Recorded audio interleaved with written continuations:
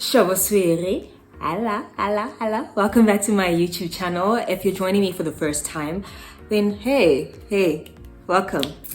Guys, thank you so much for the awesome feedback that I received on my previous video, which was all about how I've navigated life as a person living with bipolar. The feedback has been incredible. The feedback has been amazing. Anyway, so it's new year, new me, new beginnings, new year, new us, new everything, you know. As with the common trend, every new year, we commit to cutting people off for a myriad of reasons. Mostly because, I don't know, they affect our lives negatively and we just feel that we can do without them in our lives because they're toxic. But now, what if the toxic person is you? Now, you can't cut yourself off, do we, right? But I decided to dedicate this video to helping us identify some of our toxic traits and holding ourselves accountable for our toxic behavior. One of the reasons why I will always advocate for therapy, going to therapy, doing the things to make yourself a better version of yourself, for you, for your loved ones, for your friends, family, colleagues, etc., is because therapy helps you with becoming more self-aware. And when you're self-aware, you become more conscious of your own bullshit and you're able to call yourself out on your mess, right? Which is a very difficult thing to do. Like, introspecting is quite difficult, and that's why a lot of us choose to go for the alternative, which is projecting. And yeah, I thought I would discuss toxicity. One of the difficult things about becoming a better version of you is being able to really sit with yourself and hold yourself accountable for your mess, right? For your toxic behavior, things that might repel people from you, if that makes sense. Unfortunately, it is very important to kind of start going on a journey where you are able to call yourself out on your bullshit and hold yourself accountable. Identify your toxic traits, identify how it's not only affecting the people in your life, but affecting you as well, and committing to, I don't know, being better, essentially. Doing better, being better. We kind of justify our toxicity a lot, you know, our toxic traits a lot. We attribute it to our trauma, which is a very valid excuse, but it is not a justification to be a piece of shit or to be a human being, you know. More often than not, it's easier for you to just be complacent in being a messy individual because of whatever traumatic experience you may have traumatic experience you may have encountered in the past. It just, from a self-preservation point of view, it does make sense to kind of coddle your toxic behavior because there's a reason why you're this person, you know. The thing is, once that is ingrained in you, it's very difficult to kind of unlearn it. It's firstly difficult to identify the fact that you've nurtured it for so long because it's ingrained in you. Like, you are very unconscious to just how much you let it consume you, and you are very oblivious to how you have played a part in nurturing it, you know. And once you get to that point, it's difficult to really unlearn it, you know, which is why it's very important to have people in your circle who are not scared to tell you when you are being a POS. Yes. And, you know, if those people are absent in your life, then it just means that another toxic trait of yours is cutting people off because you don't like them being honest with you. You don't like them becoming mirroring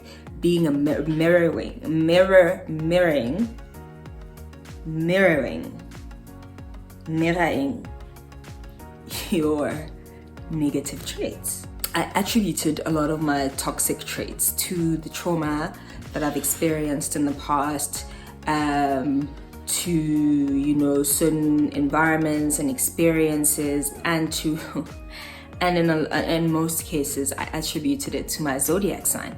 I'm a Cancerian. I do very messed up things like being manipulative, and I'd, you know, be like, you know, I can't help being this person. I'm a Cancerian. Cancerians are very manipulative. It's just who I am. Sorry, I can't help it, you know? I can't help it. Nobody, you're just a piece of person, you know? I'd find every reason under the sun for being messy, you know? For being manipulative, for gaslighting, like, it was a lot. And what therapy afforded me was a chance to become self-aware. A chance to be able to sit down with myself, actually take feedback from another person about certain traits, certain negative traits about myself that I was oblivious to. Actually take in that criticism without feeling attacked, without feeling like my character is being, you know, interrogated and being thrashed, you know. And like to really sit down and kind of take that feedback and internalize it and really hold myself accountable for my actions, you know, and for the consequences of my actions. And look, dog, it wasn't easy. It still isn't easy, you know, but it's really helped me to salvage a lot of my relationships, you know. And it was easy for me to cut people off in the past. New year, new me. Cutting people off, snip, snip, you know, because you're just very negative and you never say anything good about me, and you know, like I'm trying to become a better person and you always highlighting all the bad things that I'm doing, like it's not helping me. It's always easier to like shift the blame to someone else, to something else. It's difficult to say to yourself, but the source of your problems could just be you, you know, it could just be you. Like, it's not the friend you think is hating on you, you know, or your family members. It's you, you know.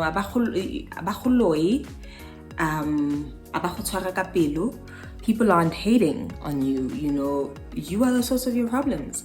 You are the reason you find it difficult to maintain long-term friendships, long-term relationships in general, because you become so oblivious to your own toxic behavior, like so unaware of it, then that anything bad that's happening in your life is everybody else's fault but your own, you know. Sometimes you call other people toxic because you're just projecting. All right, I know, hard pill to swallow, but sometimes that's just it. You're projecting. Even when you get called out on it, right, you become defensive. And that's where a lot of us develop this habit of cutting people off on a whim, you know, because they said something about you that you're not aware of, and you feel like it's a personal attack on who you are, because who knows you better than you, right? Like, if you were being toxic, you'd know. You know, if you were being a POS, you would know, you know. And the fact that they have the goal to call you something that you are clearly not aware of, how dare they? I'm cutting you off of my life because I don't need that negativity. I don't need someone who's going to bring me down.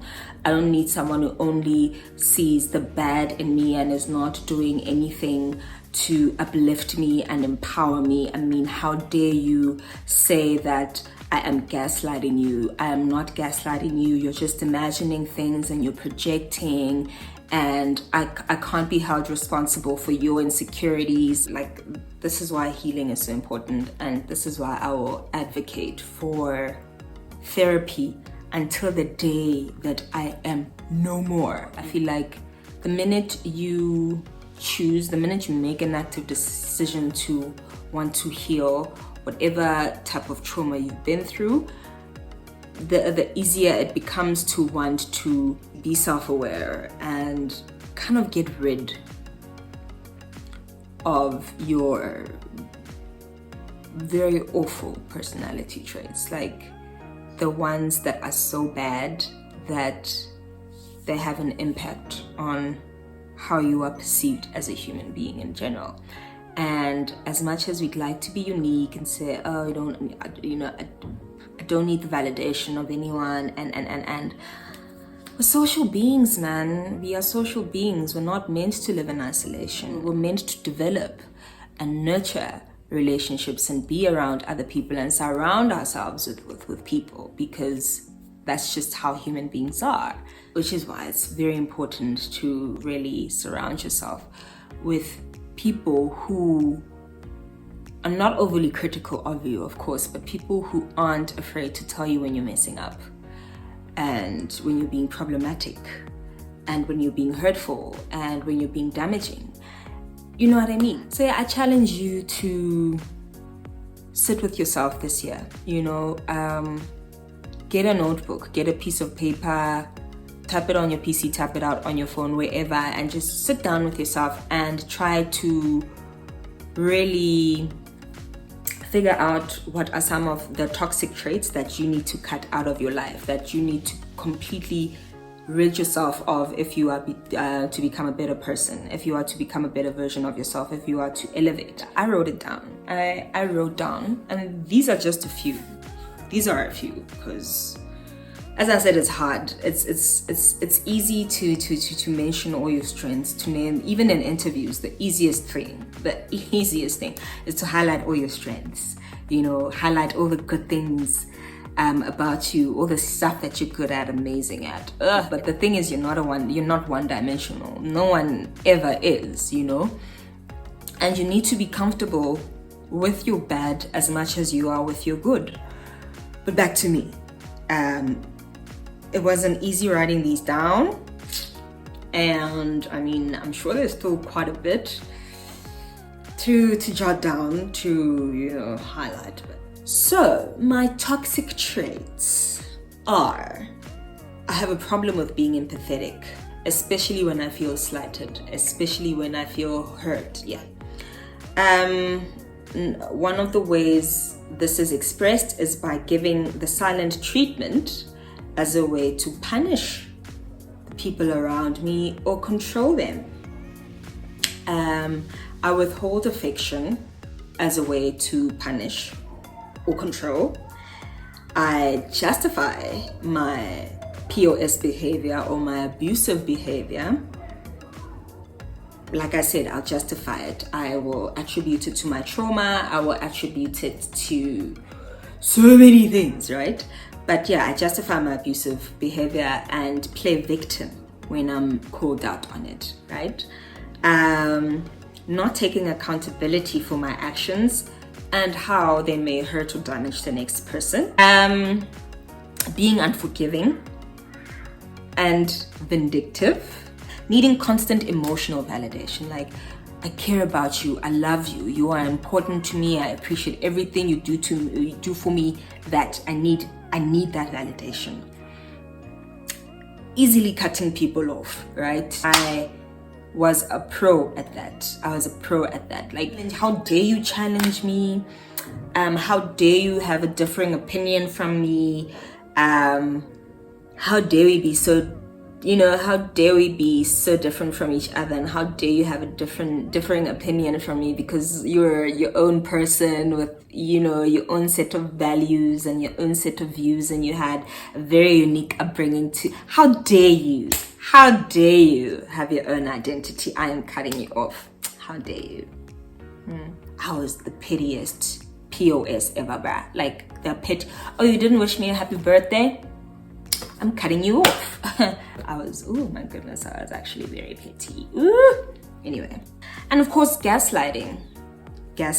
Ooh. Before you cut people off, before you get ready to cancel people, sit with yourself first, right? Sit your ass down first and figure out what it is about your personality. What is it about your traits that needs to be cut off? You can only blame trauma for so long. Trust me. I know. At some point, you need to start taking responsibility for your actions. You need to start taking responsibility for yourself. You need to stop playing victim, you know? You need to become more self-aware. You need to evolve. And no matter what may happen around you, you know you're not the cause of it. You know it's not because you're self-sabotaging in some way. So do the work, right? New year, new me. Cut your off. Cut your off. Hold yourself accountable. Don't forget to click subscribe. Don't forget to share with your friends who are busy cutting people off at 2021. Because new year, new me, you know. Because new year, new me. So yeah, man, wishing you love, light, wishing you all the happiness, wishing you all the joy, wishing you all the money. We are here with the money reserve. Imali. And that's on Mary Had a Little Lamb. Cheers.